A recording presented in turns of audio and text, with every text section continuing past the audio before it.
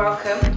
As Michelle said, my name's Tamara. I'm a British fashion designer and also British lecturer in Hanoi. I've been here 3 years.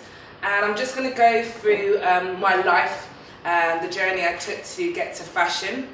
I've got 20 minutes and I've got to try and tell you 36 years of my life in that time. So if I go over, can somebody give me a timeout? Because I can talk. Okay? Anybody who knows me that knows I can talk. Okay, so I was quite lucky. I kind of knew my career from a very young age, and then there's a lot of people who still don't know what their career is, and there's nothing wrong with that. But my career kind of took me to where I am today because of perseverance. So at the age of 7, I watched my mum and my gran pattern cut and make their own clothing. And I was really impressed that my gran could look at somebody's shape and then cut it out on some old newspaper and create these patterns to start making garments. By the time I was 9 years old, my uncle, who was also quite creative, taught me how to draw. So obviously the two combination together allowed me to realize my dream was in fashion. But at the time, growing up in the 70s and 80s, there was no career in fashion. At the age of 14, I became a bit of an entrepreneur. Not that I knew that I was an entrepreneur at the time, I was just trying to make money. But I worked for a family member who had their own boutique in Bristol, which is my hometown in England. And at the time, this guy here, which I'm going to show my age now, MC Hammer came out with these brilliant trousers, which people call harem trousers, but obviously we called them MC Hammer trousers at the time. And I was really intrigued how to make them, so she showed me how to make them. And we came into school one day with non-uniform, and I came in wearing these trousers. And more the guys was really impressed with these trousers, and they started to put in the order. And so I thought, right, there's a little bit of money making here. So I bought the fabric really cheap, and I started to make this. And this went on for about a year, until actually my mum then said to me, where is my cut with the electricity and all the stuff that you're using in my house? And then obviously the business got stopped because I didn't want to share that with my mum. When I left school, my teachers always said to me, I was a bit of a naughty one, if you can tell by my appearance, but my teachers always said to me there was no career in fashion. And I didn't really push myself that much at school to do my exams. I just was quite, they call it cocky, but I would say confident. And I just thought I'm going to have a career in fashion, and I don't need to know maths, English, or the important stuff in life. And I left school not knowing where to go, because the only opportunities that was there was for a degree, and I was not degree level. Anyway, I did a number of different courses until one of the lecturers said to me, look, there is a couple of colleges near where you live, why don't you apply? So this place, Somerset, is about 45 minutes on a train away from my hometown. And I'd never been to an interview before, I didn't know what to do, what to expect. And I just shoved everything in a portfolio, and I went there hoping that God was on my side, which he was. So I got a place on the course, and I did my first diploma. So from the age of 18 to 20, I learned everything about art, the basics of fashion, and some textiles. But like I said to you already, I was a little bit cocky, so I thought I knew everything. So when I went there, I was like, yeah, I know how to pattern cut, I know how to draw, you don't need to teach me anything. And of course, when you get to a situation like that, you're always going to have somebody there that's better than you.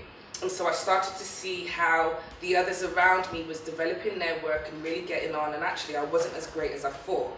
So I kind of like, after the first year of messing about, I knuckled down and realized, okay, I really need to do this because I've only got one shot. When I finished there, I didn't know where to go, but luckily with the facilities and the guidance of the college and my teachers, they were like, right, there is actually a number of different fashion colleges and universities in the UK that you can apply to. Now you've got your diploma, you can go on. So I've always been a little bit of a nomad or a gypsy, whichever way you want to call it. So this is how my life normally goes. Everybody planned to go to the best fashion schools in the UK, and I planned to go there with my friend, but there was something in me saying, it's London, it's the capital. If you go there, you're just going to party. So you need to choose someone and somewhere that is out of, you know, you being able to do this.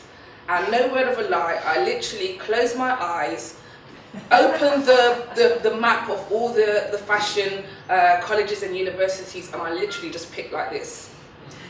And I looked down and it was a place called Yorkshire, and I was like, oh, okay, I don't know where that is, but we're moving to Yorkshire.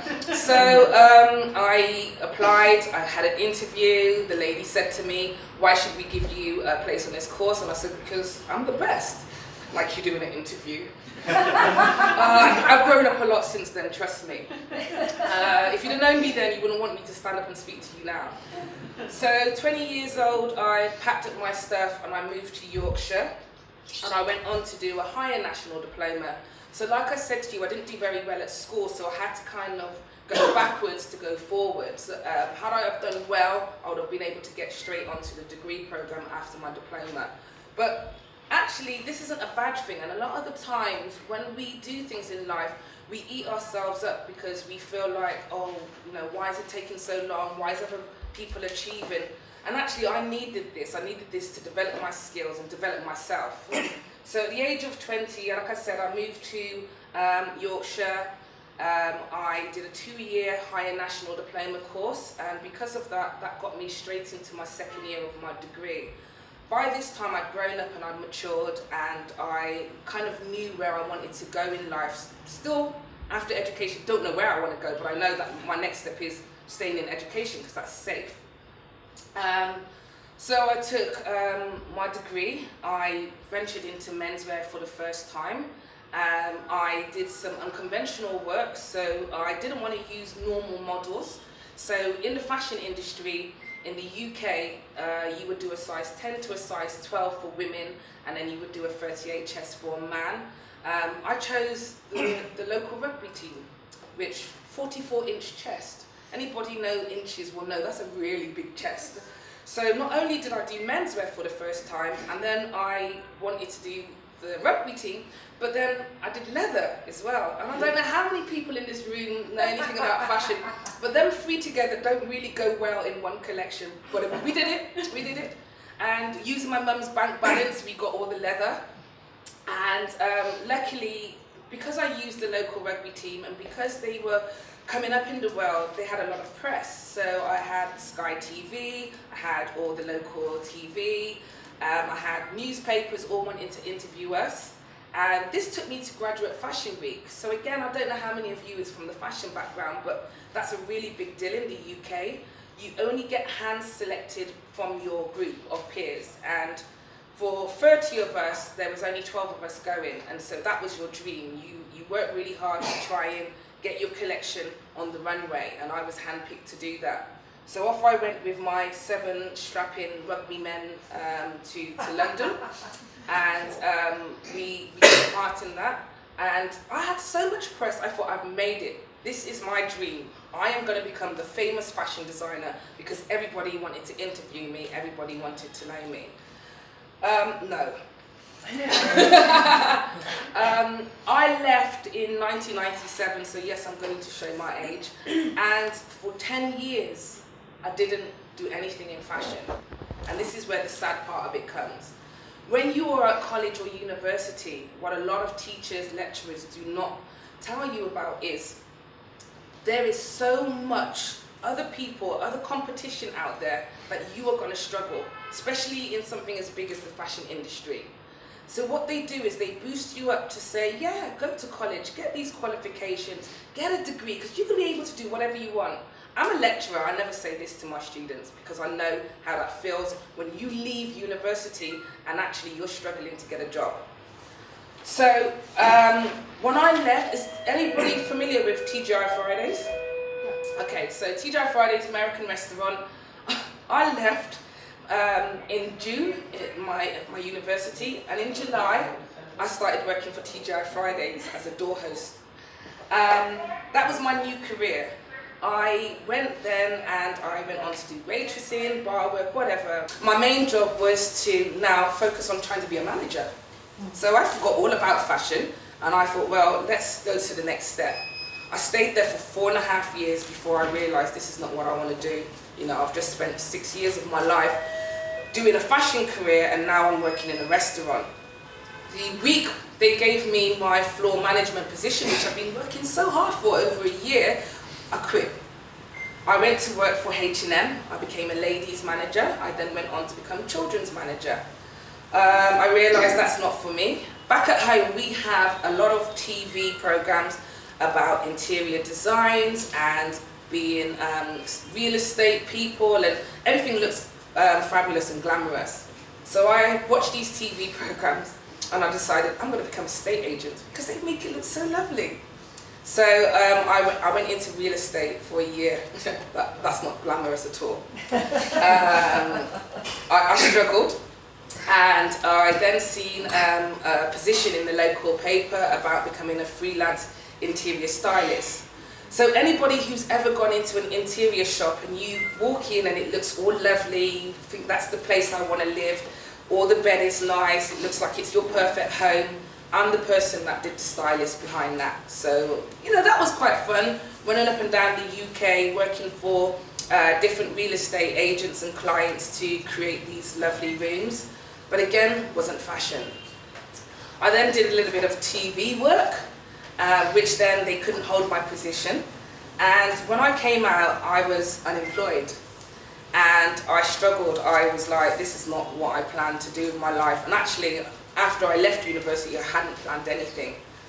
So in England, you get the opportunity to do some kind of training when you're unemployed, and they will pay you to do that. So I went there was, I think, 4 options.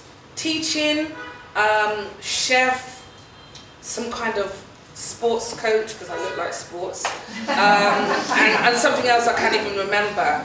And it's really funny, when I left university, my lecturer said to me, I think you should go into teaching, and I was like, you've got to be joking. Like, that is for wannabe fashion designers. I'm not even going to go and do that now. I'm not even considering it. I'm going to do a master's degree. Anyway, like I said, sometime down the line, we're now like 2005, I said, okay, I'm going to go and do this training to become a teacher. Okay.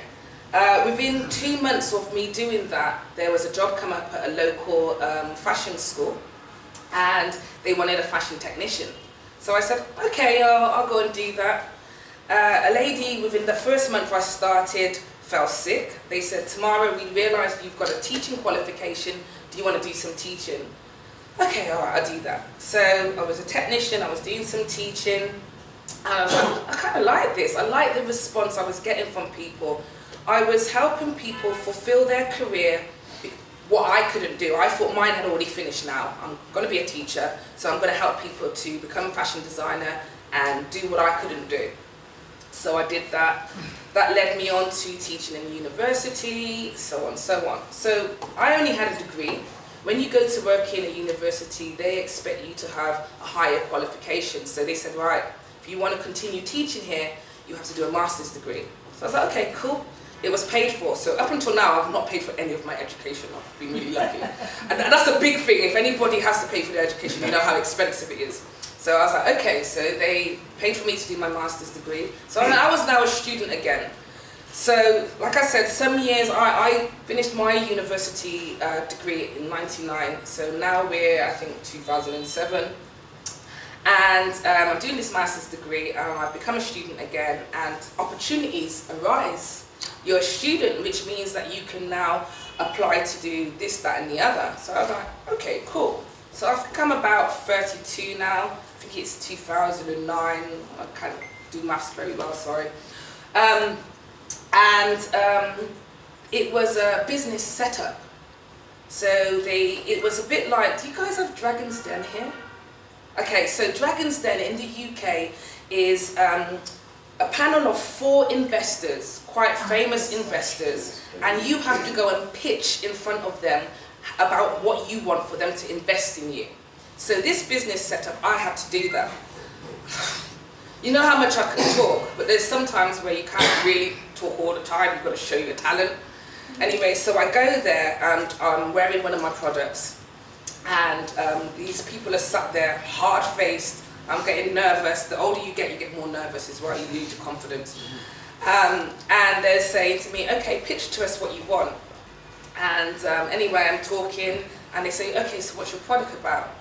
And inside I have a blazer, and what my product is I create artwork or photography, and I print it onto fabric, and I make garments, and I make it in lining, and I make it on the outside. This is one of my own. And they said, okay, what is your product? And I stood up and I threw open my jacket and I said, here. And they were like, ooh. And they actually made me some scarves as well. I actually made them some scarves as well, a bit of bribery. So they said, okay, we'll let you know. And I was like, here's your scarves, nice to meet you. And they were like, well, actually, before you go, we just want to say that you really impressed us and we want to give you a place on this business setup. This business setup meant that they were going to fund me £6,000 towards starting my business. They were also going to give me mentoring. They were also going to help me to create a website, my business card, and get my name copyright. And anybody out here, we all have names. You do not own your name. You have to copyright your name, believe it or not. Tamara Joseph isn't my name. Well, it is now, I paid for it. But yeah, you have to copyright your name, can you believe it? Anyway, so I told you I could talk too much, sorry. Moving on. So that's my master's degree. I'm a bit slow with my slide moving. So they said, all right, you've got a year placement, and we're going to look after you. And 2009 to 2010, I really worked hard. And the older you get, you appreciate education. When you're in school and when you're in college, when you're in sort of like this kind of level of education, you kind of take it for granted. When you get older and you've gone through the struggle and you've been unemployed and you haven't had any food and sob story, you really appreciate that next opportunity. And so this was my big opportunity to shine. And so they gave me some confidence, they gave me mentoring, and they also gave me some contacts. And they said to me, you need to start selling yourself. And it's so funny because Michelle was telling me about the name today is called The Game. And in England, we call being on the game prostitution. Okay, so this is where my gameplay comes into it. So it felt like I was a prostitute, and I'm going to break it down for you why. When you start your own business, you are so hungry to get clients that you will sell yourself very cheaply. You don't care who your clients are, and you work all night and day. And that's what I was doing, because what we don't learn when we start a business is when to say no. We want to take on every job possible. We don't want our clients to go away disappointed. We will bend over backwards, even if it's not a part of what we set out to do to keep that client. And I realized in life, actually, that one client that I'm trying to bend over backwards for, I'm missing out on the 10 clients that actually want my business for who I am. Anyway, that's a lesson coming. So after 1 year, people started to hear about me, and they were like, right, we're doing these fashion shows, we've got charity fashion shows, the local news want to work with people, local people, do you want to do it? Now, even though I know fashion, because I was so scared, I actually made 5 collections that year. Now in fashion, you only make 2, spring, summer, autumn, winter. Every fashion show I took part in, I made a new collection, not thinking, oh, well, I can use the next one because it's a totally different place. So I made 5 collections, as well as doing this business course, as well as still teaching at a university. And by that time, I'd met my then boyfriend. So I was kind of like that common law wife kind of thing. So we had loads of things going on. Anyway, my first collection. So I had gone down to a little place in the UK called Cornwall, which is south of the UK, and I took loads of photographs of things that inspired me. And I wanted my first collection to be a homage to my gran. She loved anything from 1920s to 1930s and 40s. And so I grew up with all these kind of Oklahoma kind of musicals and Seven Brides for Seven Brothers. I told you I'm showing my age. Anyway, I also like jazz and Motown, and Billie Holiday was one of my biggest, or is one of my biggest idols. So I wanted to do something that kind of represents that. So I printed my photography onto these dresses to make it a little bit fresh, and I kept this 1930s silhouette. And as you can see, it really did a good job. It was in the press, etc. After that, people see me, they were like, we're doing a fashion show, do you want to take part? And my biggest dream had always been to go to London Fashion Week. You know, like, whose dream isn't to do something like that when you're in fashion? Anyway, to cut a long story short, after all these different collections, somebody from London Fashion Week went to one of my fashion shows and saw me. And in 2011, I was invited to go and showcase in London Fashion Week. I was like, oh my God, really? Can somebody pinch me? So we travelled all the way to London. I made a new collection. I went with, like I said, my then boyfriend. And I just remember, I don't even remember the audience, I don't even remember the day. I just remember getting home, and it was about 3 AM in the morning. I was in a hotel, and I couldn't sleep. And I just lay there laughing to myself, going, oh my God, is this for real? And I remember my boyfriend hitting me and going, can you just go to bed?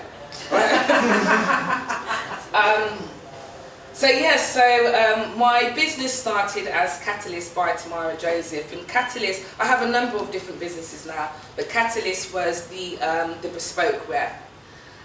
So this is me doing one of my shows with my my models.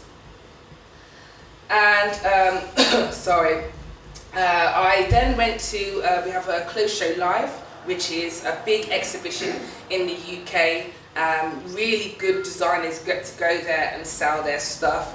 And I had made these shirts. So like I said, my boyfriend at the time, he hates shirts. He is a t-shirt and jeans man. I can't get him in a shirt. It's like a little kid just like pulling away. And I said, what can you do? Like, when we go out, you have to wear a shirt and shoes. What can I do so that you can feel comfortable? And so I made these shirts in a jersey fabric, so it felt like a t-shirt. And I put a collar on it and some cuffs, so when we went to the bars, it looked like it was a formal shirt, but actually to him, it felt like he was just wearing a t-shirt. And so this was the first of my best-selling collection for menswear.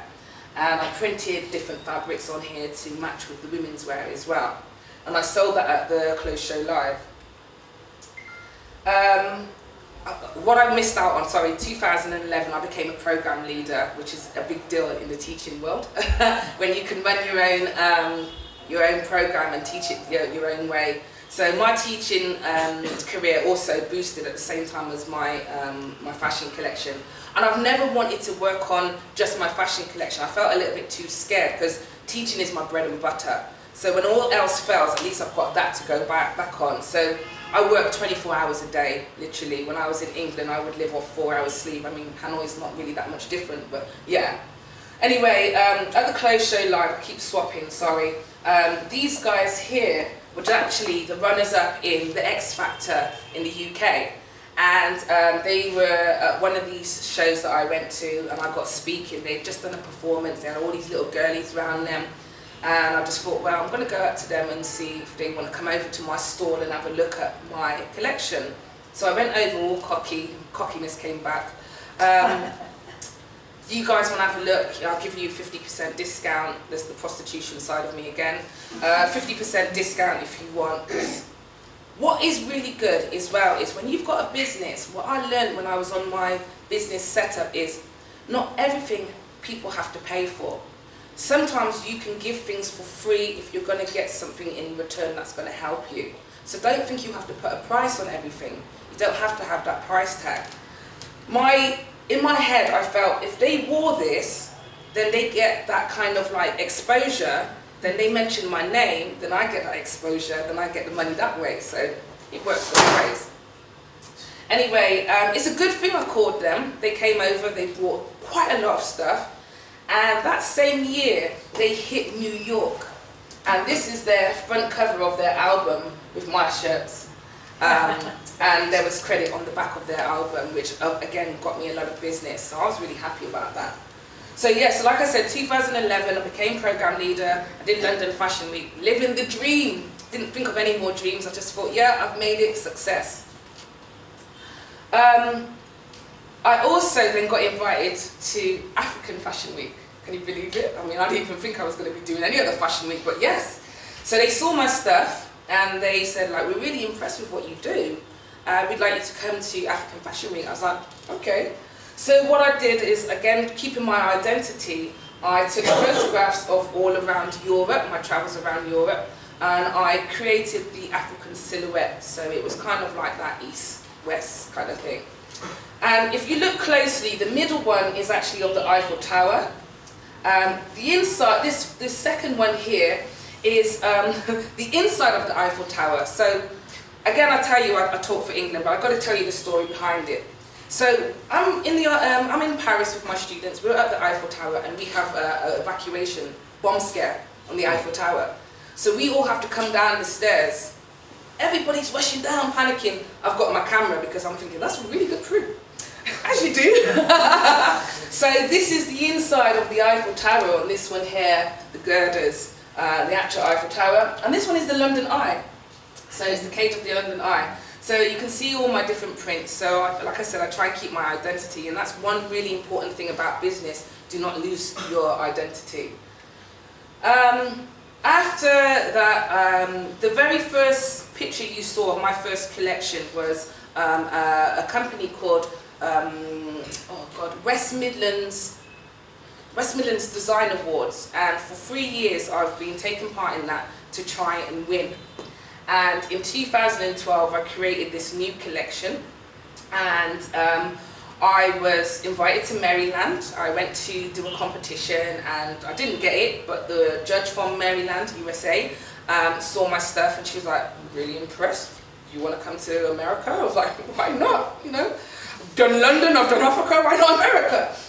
So they invited me over, and me being cheeky, I went to my school that I was working at the time and I said, I've been invited to America and I think it's going to be really good press for this school, but I can't go unless you guys sponsor me. So if you give me the money, I will expose the school how fabulous your program leader is, and then you will get more students. You gotta give it some charm, that game again. Okay. So the new principal said, why not? Oh, okay, that was easy. Okay, so I went to Maryland and I took my boyfriend with me, and that's a picture in their local magazine. I met quite a lot of inspiring people there from all over the US, which I'm still in contact with now. And when I went there, I have this thing in my head that Americans have loads of different sizes now. I'm not a small girl, so the first thing I want to do is cater for all these different sizes. So I went to Maryland with my first plus size range, and I catered for size 10 to a size 24. I'm speaking in UK sizes here. I don't know what that is in Vietnam. Sorry, do you guys even know size 24? No. Okay. So I went there, I did my first plus size range, got some good press. I then went on to the Midlands Design Awards within that same year, and I won with the same collection I took to Maryland, which, like, 3 years trying, I was over the moon. And so my career just started getting better and better and better. So that was 2012. I am wrapping this up, we're nearly 2018, I swear. So yeah, so some of my collections here, so that was the Marylands, that was the West Midlands. I then, after that 2012, I kind of wanted to focus more on my teaching career, focus on my students and kind of get them successful. But no, it doesn't stop there. I was then invited to New York Fashion Week. Yeah. Okay, so let's do this. So we create a new collection. So we create a new collection for New York Fashion Week as well. And I know I sound like I'm showing off, but why shouldn't I? I struggled. So this is just some of my collections from beginning to end. So menswear, women's wear, plus size, printed. All the garments are either artwork of my friends, photography of my friends, artwork of my own, photography on my own, mix and match, whatever. And when I had this opportunity, I kind of was listening to what people wanted. So yeah, New York Fashion Week, just in case you didn't believe me. I took a different side to it for New York. So I went into laser cutting leather, and all the prints are on the inside. So you can just see like over here and the inside of the jacket. So all the prints are on the inside. So actually when they walk and they take off their garment, you can see the prints that way. And the reason I did that, because people were saying to me, I'm not as confident as you. I can't wear the prints on the outside like you can. You know, I want to feel a little bit comfortable. So I was like, okay, I don't want to lose my identity. What can I do? So that's when it started to go on the inside. So people that come to me can have an opportunity of getting inside and out. So yeah, that was New York. And just because, like Michelle said, I'm an opportunist. Things happen for me without me planning it, really. Like, I don't know what I'm doing next week. I couldn't tell you any of what I've shown you here is any planning. It's just things that's happened, and you can't have that fear factor. As soon as you start being scared, you stop yourself from doing what you want and fulfilling your dreams, okay? And you start going down a career that you end up being in that you don't want to do, and then you're unhappy, and then you get old and you have regrets, and I don't want to be that person. So in 2014, this guy approached me, and he was buying food and coffee products in from Africa, and he said, I want to try and do this thing, we call it click and collect, where people can go online, click their products from me and collect it, but I'm going to do it in a train station. And I was like, why? And he said, well, what do you think? Somebody's giving me your details saying that you're a really good business person, what do you think? So I said, well, why don't we just try and set up something different? So in the UK, we have a bookstore called Waterstones, and what they have in Waterstones is a coffee shop. And so you can go and choose your book, and you can sit and you can chill. And that suddenly gave me an idea. Most women want their partners, their boyfriends, to go clothes shopping with them. And most guys' faces like this. And they're like, yes dear. And I thought, let's try and set up a boutique where the woman can happily shop, the man can sit and chill, he ain't gonna get shouted out later, she's gonna be happy because she's getting what she wants. We're gonna keep everybody happy. So the downstairs was the boutique, the upstairs was the restaurant, cafe, lounge, chill out space, games, whatever you want to call it. So I started to put this together. He then introduced me to the local council, we got sponsorship, and the thing with me is, anybody that knows me knows one night I can sleep and say, oh, I'm going to stay in Hanoi, and then tomorrow I'm on the plane to, I don't know, America. This is me, everything just comes like that. So one night I just went home, I did all these boards, I put it together, I came up with a name, and I said to him, right, we're ready, let's go and find our location. And he was like, he was a little bit frightened how quick I moved. Anyway, so these were all my plans and my mood boards for this shop. And I started to get a little bit bored with what I was doing as well. The program lead inside, again, anybody that's teachers here know how the system works. And actually you have no control of what you do and what you want to do, and there's always somebody down on you like, you know, you can't do that. And so I got a little bit bored. I don't like listening to rules, that's not me. So 2015 I turned 40. And my friend had moved to Vietnam the year before, 2014, who I used to work with. And she said to me, I've been here a year, I'm going to go travelling, there's a position free, London College of Fashion, do you want it? And I was like, nah, I don't even know about Vietnam. I mean, they had a war in the 70s, that's all I know about Vietnam. Like, nice, alright. Anyway, the place I worked was offering voluntary redundancy, which meant that they had to cut with funding, and that meant teachers' jobs. And they gave us 60 days and said, right, you fashion team, two people have to go. You can decide, but after 60 days, if nobody's decided, we're going to pick one of you. And within the week before the 60th day, so let's call it the 50th day, the woman that I was working with, which was also a program leader, she said, I'm going, I've been here for 18 years, I've had enough. And I was like, I can't do this without you. And she was like, no, I'm going. And they came back to us and they said, right, this makes our life easier. That means just one of you have to go. But actually, we will take a part-time person rather than a full-time person. We were all part-time. Anyway, like I said, the week went on and I started thinking, she's gone. This means that all her load is going to come onto me. I'm going to have now 2 sets of years. I'm going to be doing extra work. There's not going to be much money. There's not going to be much holiday. What am I doing this for? And I phoned my mum and I was like, Mum, I don't know what to do. And she said, Tam, when the time comes, you're going to know what to do. I said, okay. So the boyfriend I spoke about previously, he's now gone. And I'm with a new guy that I've only been here for 2 weeks. And this is significant in what I'm going to tell you. So on the 59th night, I can't sleep. And I go back to the email my friend who'd gone to Vietnam had sent me about this position. And I decided, what have I got to lose? I'd already gone through midlife crisis. I'd rented a penthouse suite, I'd bought a new car, you know, all the things that you do. I phoned him up and I said to him, fancy moving to Vietnam? And he was like, what? We've been together 2 weeks, can I just add? And he was like, what? And he's like, I said, yeah, I think I'm going to take this voluntary redundancy and I think I'm going to apply for this Vietnam. And he was like, okay. But I'm a mummy's girl. And I had to speak to my mum before I made any plans. But I still sent the email.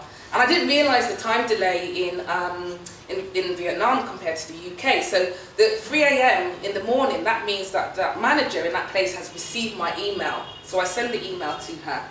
And 8:30 that morning, we have to make our decision by 9 o'clock whether we're going to take voluntary redundancy. 8:30 that morning, I phoned my mum, yes, 40 years old, phoning my mum. And I said to my mum, I think I'm going to leave my job. I think I'm going to take the voluntary redundancy. And she was like, good for you. You haven't been happy there for a long time. What's your backup plan? I said, I might move to Vietnam. She was like, okay. My mum knows what I'm like. My mum knows what I'm like. So it did surprise her a little bit, but I don't think she was that shocked.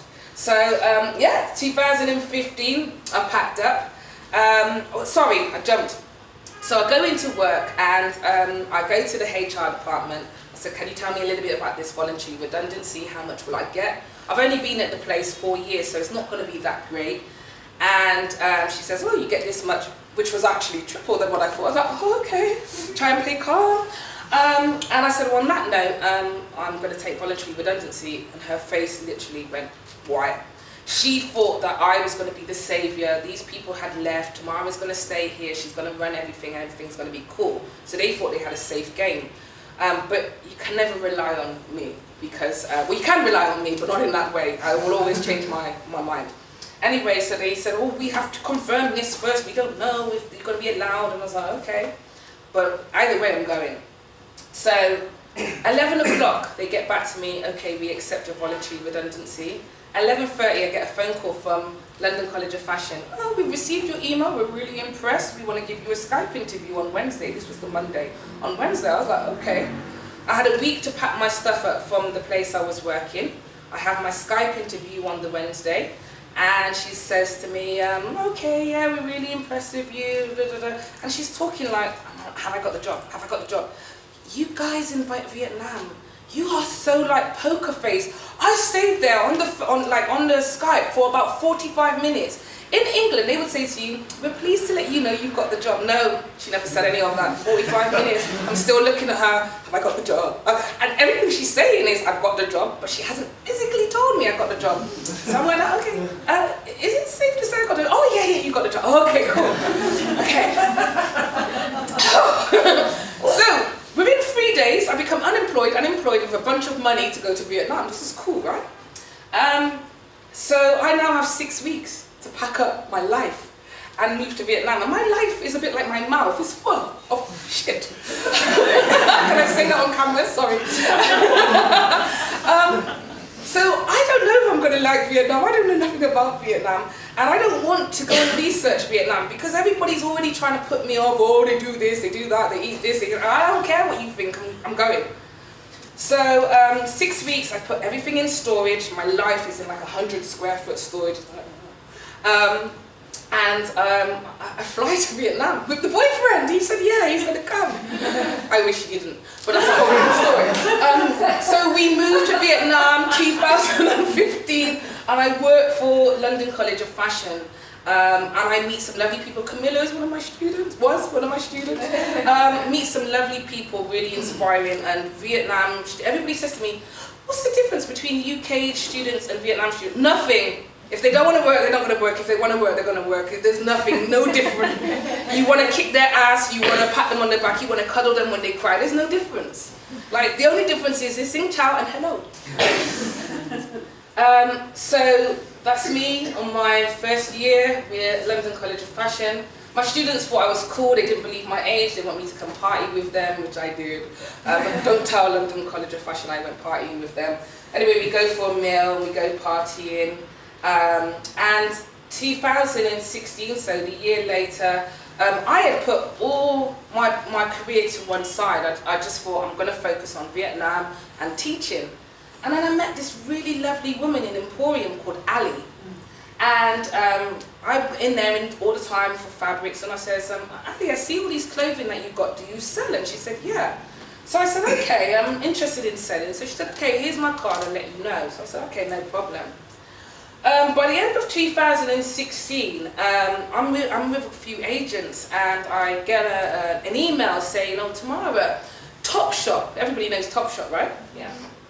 Topshop is doing this independent designer fortnight, and we felt that your clothing was going to be excellent to be in there. It's going to be in the flagship in London on Oxford Street. Do you want to sell? I mean, do I want to sell? No. Of course I want to sell. Oh yeah, of course, yeah. So I made this new collection. So no longer can say made in UK, it's now made in Vietnam, but British designer. But I'm proud, maybe. So I made this collection, which is what you can see here, with the matching skirts, because obviously the Topshop customer is quite young, so I have to appeal to them, and I sell there. And the leftover stock I sell in Emporium, which is still on sale today. Check me plugging myself. New collection will be coming out this year. But it doesn't end there, because obviously we're only 2016. How many minutes have I got? Am I gone over? Yeah. Okay. So 2017, I take people by surprise. I've gone back home last summer to see my family. And one of the things that I'm really been intrigued in is shoemaking. And before I went to Vietnam, I was going to go on a shoemaking course, but I didn't have the opportunity. Obviously, Vietnam won. And one thing I wanted to do was to print shoes that match my clothing for women. But there was a lot of requests in certain types of shoes. And for myself, I love Converse. I love kind of like this kind of downtown trainers, but I also realised, I don't know how Vietnam women do it, but I cannot wear heels in Hanoi. I feel like I'm going to break my neck. Anyway, so summer, I sit with my family and I start creating my first pair of unisex shoes, which is called Unorthodox Sole. And by the way, the stuff for Topshop and anything that's ready to wear is unorthodox clothing. So that's where the Unorthodox Sole came from. So I now design shoes as well. So I'm now menswear, women's wear, and shoe designer, which you can see on my Facebook and Instagram. Plug in a lot, you have to. I told you I'm a prostitute. Anyway, 2017, you guys will be like glad. It takes me to 2018. So 2017, December, I leave London College of Fashion with my final graduate students who did me so proud. All of them have got design jobs, which is the aim. You know, I want my students to not have 10 years of working at TGI Fridays, but to go and do their dream. And they all went off and flew the nest and did a brilliant fashion show. And then I had a new career at International College of Arts, which is brand new. We've only really just set up, we haven't even been there a year yet. And we teach fashion, drama, dance, and we started teaching our full-time course in March, and I also do short courses in the evening on the weekend as well to help all you lovely people of Hanoi how to get into fashion business, pattern cutting, textiles, the works, you name it. So I'm currently there at the moment. So bringing you up to date, 2018, I'm here in front of you working at ICA, selling all my stuff to Emporium. Thank you very much.